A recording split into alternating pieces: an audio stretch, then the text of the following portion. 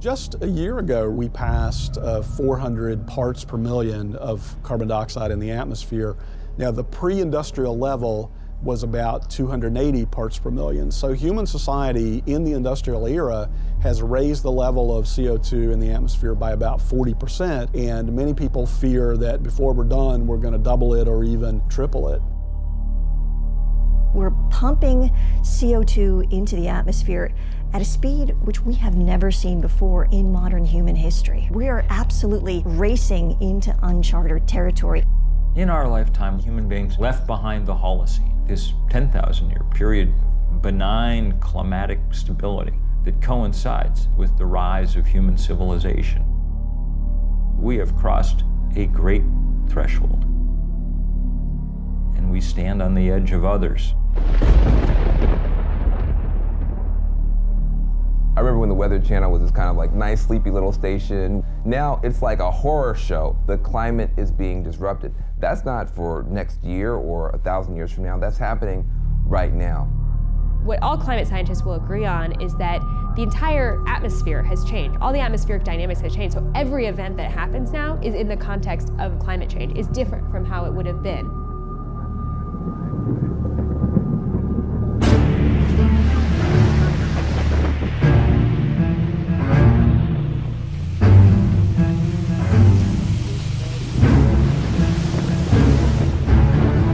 Typhoon slammed the Philippines with winds of 195 miles per hour. That's higher than the winds from Hurricane Sandy and Katrina combined. The world is mobilizing to help the Philippines, but just a trickle of food and water and medicine has reached the victims of Typhoon Haiyan. More than 1 million people were forced to flee their homes, many now trying to salvage what's left. Hundreds of thousands are thronging relief centers, desperate for life's necessities. Many residents covered their faces to mask the smell of the dead while they searched for relatives in some of the hardest hit areas. This is one of the top storms ever seen on this planet.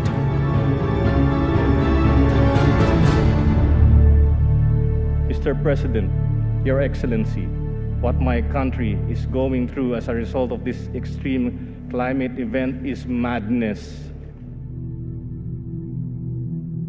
Super Typhoon Haiyan made landfall in my own family's hometown.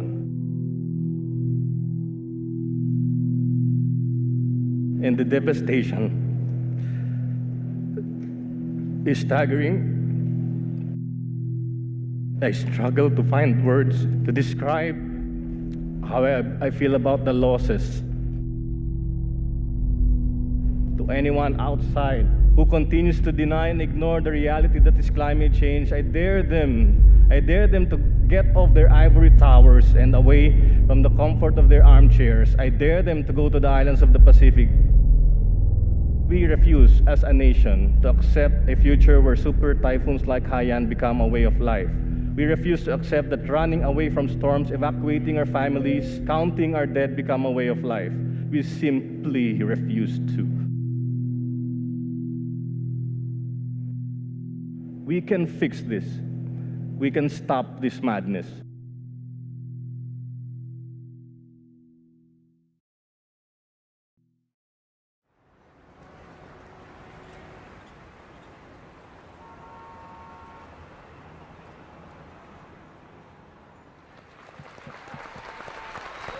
Hello, hello, hello.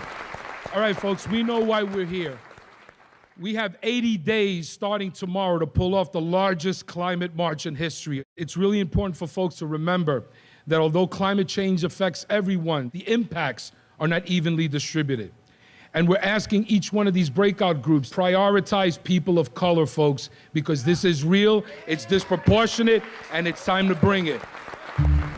They need to act on a binding global agreement to reduce greenhouse gases. We can do that and create jobs at the same time. Part of what we're doing is moving people from fossil fuels to the solutions and also presenting them with economic opportunities around the solution. The idea of who's going to be leading this march are the people in this room. This environmental issue is the singular issue of our time, of our day, that will determine how we live, where we live, and if we live. The most important tool that we have is our people power. There are already 325 groups, and that list is going to grow every single day. Whatever you're thinking about doing to help build this mobilization, rethink it and make it bigger, make it bolder. Our job is to make sure everybody hears about it, and then they'll get there. They'll get there. That's our job.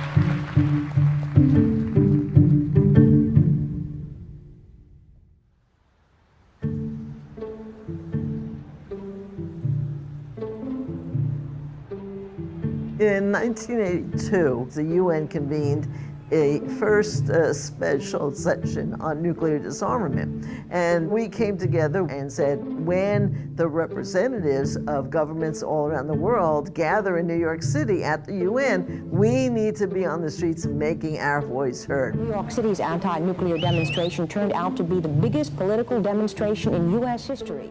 It was, and still to this date, is the largest single gathering, if you will, of people in this country. I think there was one computer in the office. Everything else was by phone and this thing we called the mail. We now call it a snail mail, whatever. But there was something about that reality that we didn't have the technology that we now have that actually forced people to talk directly to each other. We have real peace with real justice. We will not go home and be quiet. We will go home and organize. One of the really interesting things about that demonstration is that some 600 local groups were formed, and many of those groups lasted for years afterwards. To me, the real power of that day was the organizing experience that led up to it, and then the organizing that came out of it.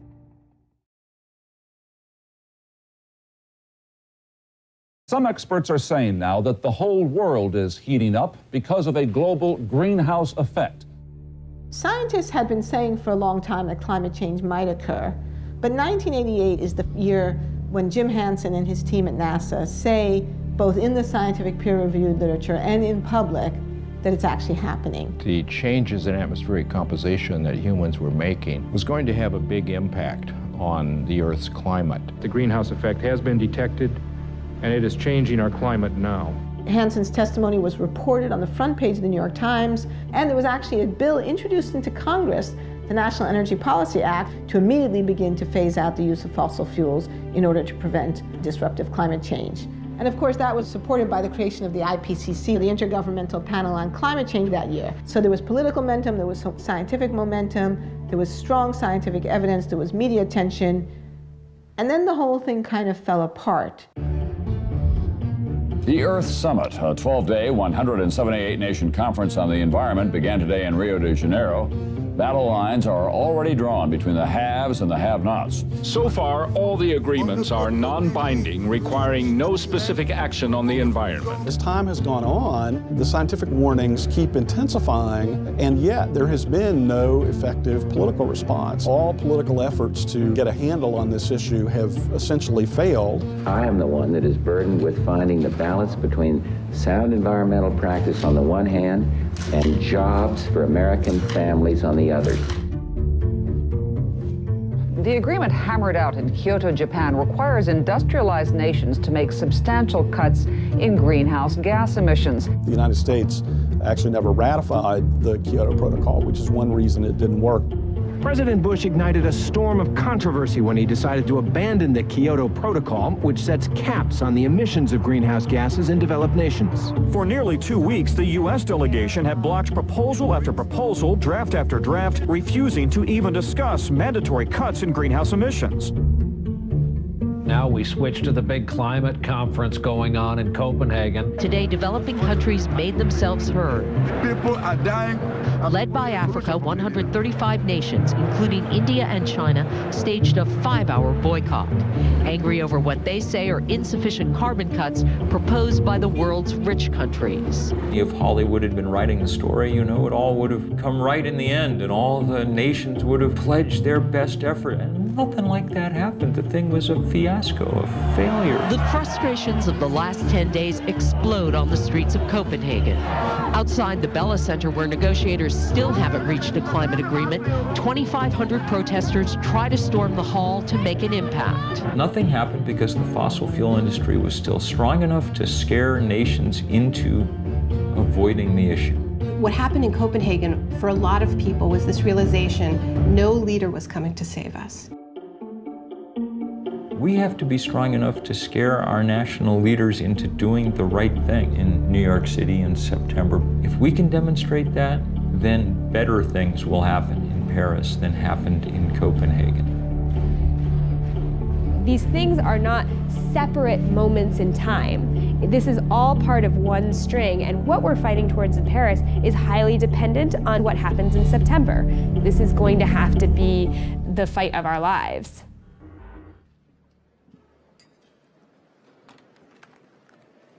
Welcome to this press conference to present the report of IPCC Working Group 3 on mitigation of climate change. If we really want to bring about a limitation of temperature increase to no more than 2 degrees Celsius, there is then the need for an unprecedented level of international cooperation. The way we've approached climate change is the scientific community builds the case, it synthesizes the evidence, it presents that.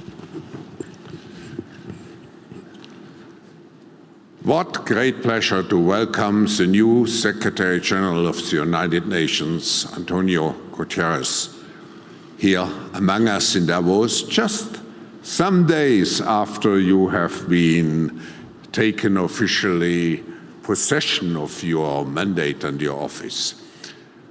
I think never a UN Secretary General has been so well prepared for his so important job, managing global affairs.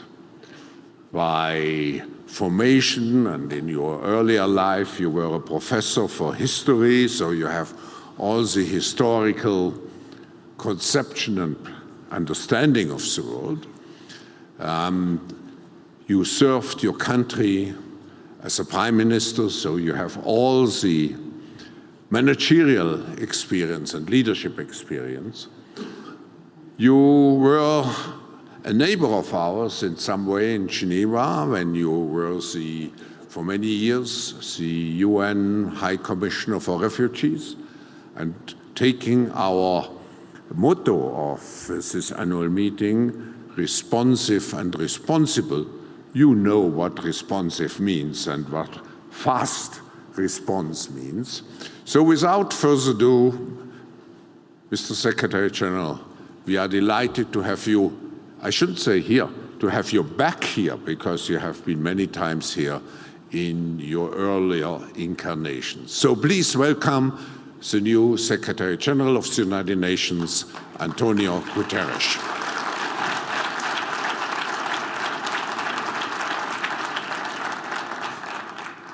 Well, thank you very much, Professor Schwab. It's good to be back in Davos. Even if I would start by saying that we live in a dangerous world. We see a proliferation of new conflicts. Old conflicts seem never to die. Conflicts are becoming more and more interlinked, more linked with the new threat of global terrorism. In many situations, they are internal conflicts, asymmetric, with terrible violations of international humanitarian law and human rights law. They are the result of fragilities of states, of institutions, of societies. And in a world where power relations became unclear, not only unpredictability and impunity tend to proliferate, but it's very difficult for the international community to prevent crises and to timely solve them. At the same time, if one looks at the interconnection of the global megatrends, population growth and movements of people, climate change, food insecurity, water scarcity, we see how they are more and more intercombined, enhancing each other, and creating situations in which more people is displaced or tension, conflict can emerge. And even if one looks at the amazing results of globalization, technological progress, huge increase in world richness, the fact that trade has multiplied enormously in the last decades, if one sees how living conditions have improved and even how absolute poverty has dramatically decreased, the truth is that inequalities have also terribly increased, and that has created especially because of the globalization of communication, that everybody now is aware of what's happening everywhere, that has created a huge frustration in many sectors of population, frustration that leads to the divorce between public opinion, societies, and but not only political establishments, but also international organizations, even like the UN. Now, in this context, it is clear that we need a surge in diplomacy for peace, and I think it is one of the key functions of a Secretary General is to get personally involved in trying to create the conditions for some of these conflicts, at least find a way to be resolved. And I think there is only one way to do it. It is to convince the parties to the conflict and the countries that have an influence on the parties to the conflict that today's wars are wars that nobody wins, everybody is losing, and that wars are becoming not only a terrible source of suffering for the populations of the countries involved, but a threat to regional stability. And today, if you look at Syria or Iraq or Afghanistan, they also are responsible for this dramatic increase in global terrorism. And so I think that with the threat that is so clear, countries involved should understand that they need to come together and put an end to this conflict. And the pressure over them is, I think, one of the functions that the Secretary General of the United Nations needs to be able, together with many other actors, and also respecting the leadership of member states, the Secretary General should be able to push more strongly in order to be able to at least minimize some of the terrible consequences we are now facing. But it is clear for me that the priority for an organization like the UN, and I would say the priority for the international community, must be prevention. Prevention of conflicts, but not only a conflict, prevention of natural disasters and a certain number of other forms and other threats that undermine the well-being of the population of our planet. And prevention cannot be, especially when we speak about prevention of conflict, cannot be reduced to some form of diplomatic action. Now, prevention needs to be a comprehensive approach. And for an organization like the UN, prevention needs to bring together its three pillars of action: peace and security, sustainable development, and human rights. And needs to recognize that the best prevention for conflict and the best prevention for other negative impacts on societies is, of course, sustainable and inclusive development. And in that regard, we need to take profit of the ambitious agreements of last year, the Paris Agreement on climate change and the agreement on the Agenda to 2030 for Sustainable Development Goals. And we need to mobilize not only governments, not only civil societies, the academia, but the business sector in order to take profit of these agreements and to be together in a new form of partnership able at transforming those agreements into areas of action that help to prevent the conflicts and other dramas that we face in today's world. And that means that we need to invest in the resilience of societies. We need to invest in the strengths of states, institutions, and civil societies. We need to invest in the protection of human rights. We need to invest in the empowerment of women, but also in addressing this scourge of the youth unemployment that is probably the worst problem we are facing in today's world, with consequences not only for the well-being of the people involved and the societies, but also for global security, as young unemployed people in several parts of the world are the largest area of recruitment for terrorist groups. But also to invest in addressing the basic needs of a population, from education, from health, water, sanitation, and to bring humanitarian and development actors together, namely in the fragile situations that we face in many parts of the world.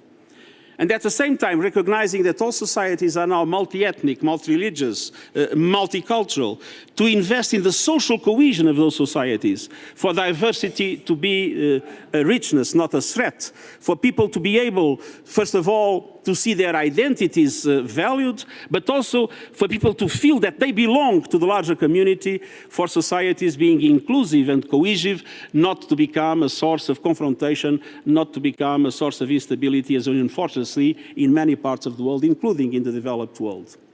Now, in a context like this, and to be able to address these challenges, I think it's very important for the UN to recognize the need to reform. And I would select three main areas of reform. First of all, reform of our peace strategy and architecture. Today, essentially, the UN is known because of the peacekeeping missions, and peacekeeping consumes about 70-something% of our budget. And most of our operations take place in countries where there is no peace to keep. Peacekeepers become inevitably parties of the conflict. And in a number of situations that creates an extremely difficult environment and facilitates the kind of abuses that also tarnish the image of the UN. And we need to make sure that prevention and sustaining peace in countries that finally emerge from conflict must be the priority of the priorities, and hopefully limit our peacekeeping effort in the future much more, thanks to our capacity to prevent crises and to allow for stability to be preserved in societies. The reform of the peace and security areas of the UN. The reform of the UN development system, based on coordination and accountability, to be able to fully support countries in the implementation of the Sustainable Development Goals and in the implementation of the Paris Agreement on climate change. And finally, our management reform. The staff rules, the financial rules, the budgetary rules of the UN, if they were the result of a conspiracy not to allow the UN to work, would probably be the same that we have. Obviously, there was no conspiracy. What has happened is that, in the logic of a bureaucracy, central control has tended to not to allow the normal development of adequate procedures, decentralizing, simplifying things, and the difficult relationship between the so-called Western countries and the G77 in the General Assembly, in the so-called Fifth Committee, with the mistrust that exists, has created a tendency for micromanagement that, for instance, doesn't allow me to create a post at a low professional level in any part of the world without going to the General Assembly. Now, we need to engage with all member states to make them understand that there is a win-win strategy if it is based on simplification, decentralization, more flexibility, and in a culture of transparency and accountability. Only a reformed UN can be the engine of one international community able to transform prevention into a true priority, and we know that that would not be easy because cameras are not there when a conflict is prevented. Cameras are only there when a conflict finally takes place. And the second aspect that I believe is absolutely crucial is the enhancement of a new generation of partnerships. Partnerships not only with governments, not only with civil societies, with the academia, but particularly partnerships with the business community in the context of this perspective of implementation of the Sustainable Development Goals and the Paris Agreements on climate change, creating the conditions for an inclusive and sustainable development, the best way to prevent crises and conflicts in today's world. I think it's important to notice, if one looks at the debates that have took place here in the World Economic Forum, that today there is a perfect conscience that the business of businesses is not only business. And we have seen how social corporate responsibility has developed. We have seen how philanthropy has expanded tremendously in the last few years. But what I am particularly interested in the alignment of the core business of the private sector with the strategic goals of the international community. I think that we have gone already very far when one looks at the green economy and when one looks at the efforts to tame climate change.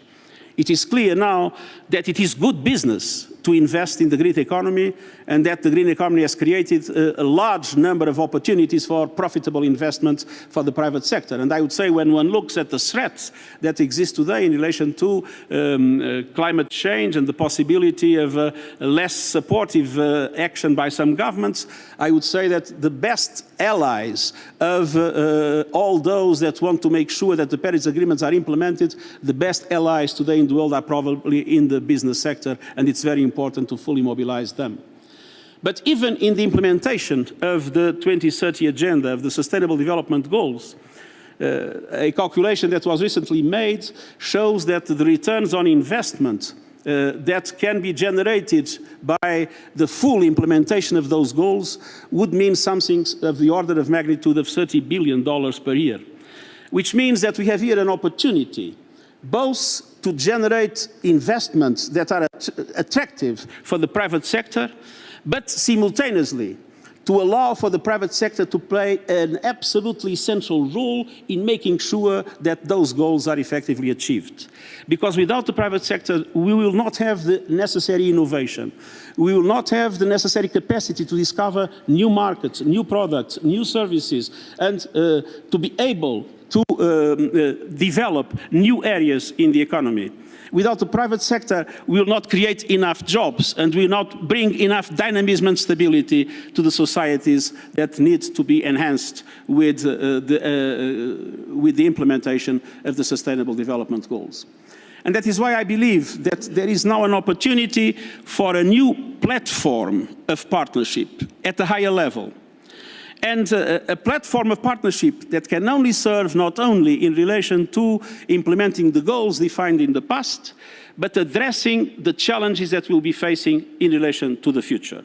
And namely, the impacts that have been discussed so many times in this World Economic Forum of the so-called Fourth Industrial Revolution, and the challenges that the international community face with areas like genetic engineering or artificial intelligence, the problems of the cyberspace, in which it is my deep belief that only with a very strong dialogue and partnership between governments, international organizations, and the private sector, it will be possible to transform them in instruments that will allow for fantastic increase in the well-being of people and avoid the risks that they will be a nightmare for mankind, as unfortunately a totally unregulated form of research in some of these areas could eventually generate. Thank you very much.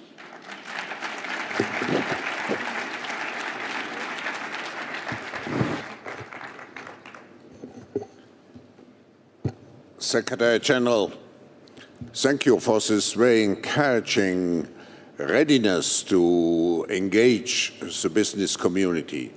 I can tell you, based on our experience in the preparation of course, of the SDGs, of the Paris Climate Agreement, but I should add also the Addis Ababa agenda. Business was very keen. Now, one question which I have, you talked about the reform of the UN system. It will be very important, like in a company, that you have also the discussion partners who understand the language of business in the organization. And sometimes there's a complaint of the UN being a big mammoth with very administrative minds. You just showed that at least at the top, the contrary is the case. But how do you change this mindset? Well, we change it doing things. I mean, cultural changes are never possible without movement. It's the movement that generates cultural changes. If you are waiting for a cultural change to then start the movement, we will never get there. My belief is that when one looks at what the international community asks the UN to do, and when one looks at our capacity to deliver, independently of the fact that we should be very proud of what the UN has done, I think we would have much more conflicts without the UN in the last decades. It is clear that humanitarian action of the UN is something of real importance for the well-being of so many people. Many lives were rescued. It is clear that even in the development side, the UN has played a very important role, but let's be honest, we have a lot of shortcomings and we have a lot of inefficiencies that need to be addressed.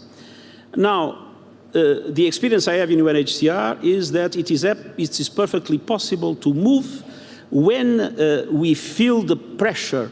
And we now feel the pressure because the needs that are presented by the implementation of the Paris Agreements and the Sustainable Development Goals and the dramatic needs coming from the conflict situations in the world will force us to deliver much better. For instance, in an organization like UNHCR, where I've been for 10 years, we were able to reduce our headquarters costs from 14% to 6% and our staff costs from 41% to 21%. I don't know if there are many private companies that have similar results.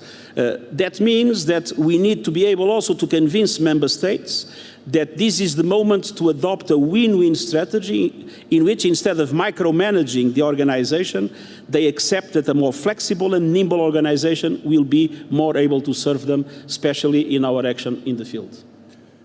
Secretary General, the UN was created 49 last century on the basis of shared values expressed in the Declaration of Human Rights. Then you had again Fukuyama writing his book, and today we are in a different, it's the end of history, saying we have only one shared value system now in the world, practically the Western value system. Now we are in a different world. We are moving towards a multi-polar system, but also a multi-conceptual system. People have different, countries have different concepts how national and international matters should be managed. How do you keep the UN together if you do not have a shared value system anymore? I think that we have some shared values, and some of the principles of the Charter remain valuable today. But it's true that we had not the end of history. I think history came back and with a revenge. To a certain extent, history was frozen with the Cold War, and now the ice has melted and history is coming back everywhere. And contradictions, some of them are contradictions of the past, are re-emerging and creating many of the conflicts that we witness in today's world. But it's true that, contrary to the 90s, in which we had a unipolar world and a very clear set of values that were prevailing more or less, the idea that we would move irreversible into open societies, into market economies without restrictions, free trade everywhere, it is clear today that there are different concepts, as you mentioned, and in a world that is moving from unipolar to multipolar, I don't think we have already reached the multipolar world, but we are moving in that direction. I think it is absolutely essential for leaders, special leaders of those that have more influence in today's state of affairs, to be able to understand there's no way one can impose one's model to the others. I think it's essential to listen. It's essential to understand what are the values of the other, to see how we can combine them in a positive way, and to see what kind of new synthesis is possible, but always being very careful to make sure that a number of fundamental principles are not put into question. And there, the biggest difficulty, I would say, is to make sure, for instance, that the agenda of human rights is not put into question by agendas of national sovereignty or of other sorts. I liked very much the expression which was used during the luncheon we had of a cooperative world. How would you define it, a cooperative world? Well, ideally, we would have, in this progressively multipolar world, we would have a multilateral governance system. And I mentioned also at lunchtime, sometimes people have the idea that if the world is multipolar, equilibrium and harmony will be automatically generated. Nothing is more false. In Europe, we had a multipolar world in the beginning of the 20th century without any form of multilateral management, multilateral governance, and the result was the First World War. So multipolarity without governance, without multilateral governance, can be a risk instead of being a positive development. Now, the problem is that we don't have enough strengths in our multilateral governance mechanisms. They are all relatively weak, including the United Nations. So the only way to create the equilibrium that is necessary and to avoid the confrontations that would be fatal is through the capacity of those that lead the key actors in this multipolar world to work with each other, to understand each other, and to create conditions in which they all win because they all benefit from them. I'll give you an example that is now very much in the limelight, the question of globalization and free trade. I think that the problem is not to have less globalization, the problem is to have a better globalization. I think it's clear that free trade is something that is a positive asset for us all, but of course free trade has consequences in the cohesion of societies, and we need to address those problems through social policies, through adequate forms of cooperation with the civil society or between governments and the private sector. We need to make sure that we keep the positive aspects of the world order that progressively has been built, and at the same time address its shortcomings, instead of regression to forms of collective life in the world that clearly would mean a drastic reduction in our capacity to bring prosperity to all. Secretary General, one issue, we see the humanitarian principles increasingly tested or even violated by countries, creating obstacles for migrants and particularly for refugees. How do you feel about it, and what actions can you or must be undertaken to counter this trend? Well, first of all, I think refugee protection is something that is enshrined in international law. Yeah. And when people flee a conflict or persecution, I think it's the obligation of states to grant them protection. And I'm worried with the fact, I have to say that during the 10 years in which I was as High Commissioner for Refugees, basically borders were in general open. There were very limited situations of the so-called refoulement, which means when people are sent back to where they might face persecution. And there was, I would say, a clear integrity in the world protection regime. Last year, we have seen all these things shaking. We see more and more borders closed. We see more and more people not being able even to escape. It's the case of many Syrians that cannot flee the country at the present moment. And we see that the international protection regime is in a crisis. There is now a decision by the General Assembly to have a global compact on migration and a global compact on refugee protection, and I hope that the integrity of the refugee protection regime will be reestablished, and I hope that there will be effective solidarity, especially with those countries of first asylum that are in the front line, not only in relation to the protection of refugees, but in relation to the protection of our global security, and need much more international solidarity than the one they have had. The Jordans, the Lebanons, the Kenyas of this world. But at the same time, I think one needs to have a fresh look on migration. I believe migration is there to stay. I believe migration is part of the solutions of our problems. But if migration is necessary, at least it should be managed. And instead of leaving migration to the control of smugglers and traffickers, I think there should be a much stronger international cooperation on migration, and that development cooperation policies should be defined in a way to avoid those forms of forced displacement. I recognize, for instance, the fact that Spain was very successful when defining forms of development cooperation with Western Africa. They managed to reduce quite substantially the movements to the Canary Islands.